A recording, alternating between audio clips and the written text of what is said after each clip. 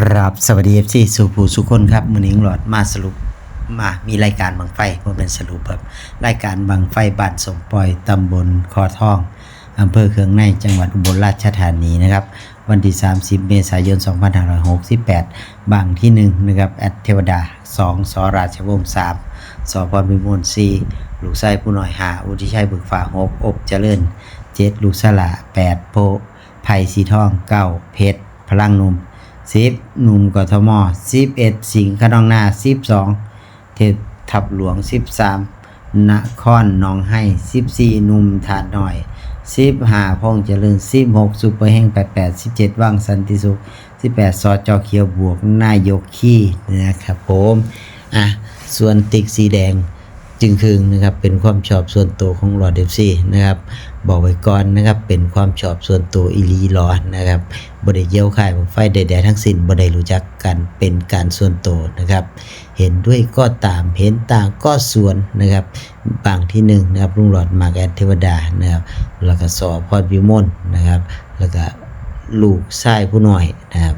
ลูกชายหลาพร้อมนะครับไผ่สีทองแล้วก็ซุปเปอร์เฮง88นะครับอย่าลืมไปให้กำลังแรงใจกันนะครับผมมีมองเดียวนะครับอื่นอยู่สมปอยนะครับสมปลาลอยนะครับผมติ๊กสีแดงนี่ครับเป็นความชอบส่วนตัวเด้อนะครับบอกไว้ก่อนนะครับ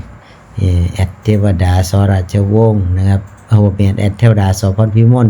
ลูกชายผู้น้อยลูกชายลาไผ่สีทองซุปเปอร์เฮง88นะครับอันนี้เป็นความชอบอีหลีนะครับตุลาการโดยพ่อแดเมืองมหานะครับบวกกะทิร้อยฟ้านะครับบวกซี่มงคนราศีนะครับบวกหลอดล่ำชี้นะครับบวกแท่นชิมิเลยนะครับแมนดูบ่ บ่แมนนะครับไบออนเดอร์หลานนะครับไอหลอดชิมินะครับไอแท่นไบออนเดอร์ไปไบออนเดอร์หลานนะครับสุดยอดนะครับมืออื่นลุงหลอดก็อาจจะพักนะครับเดี๋ยวเบิ่งก่อนนะครับเพราะมันก็ไกลเติบอยู่นะครับเดี๋ยวขั้นเจอกันเดี๋ยวลุงหลอดไล่สดบอกอีกที่หนึ่งนะครับ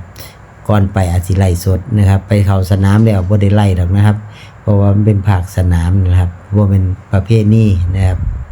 มื้อนี้กับประเภทนี้กับม่วนอยู่นะครับลุงหลอดก็ได้ไล่สดอยู่ไล่จนกล่องตกลงหน้าจอแตกเลยนะครับ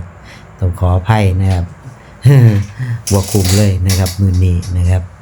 แต่ก็ยังมีความหวานเจี๊ยบอยู่นะครับบรรปะตองนะครับผู้ใดไปปะตองก็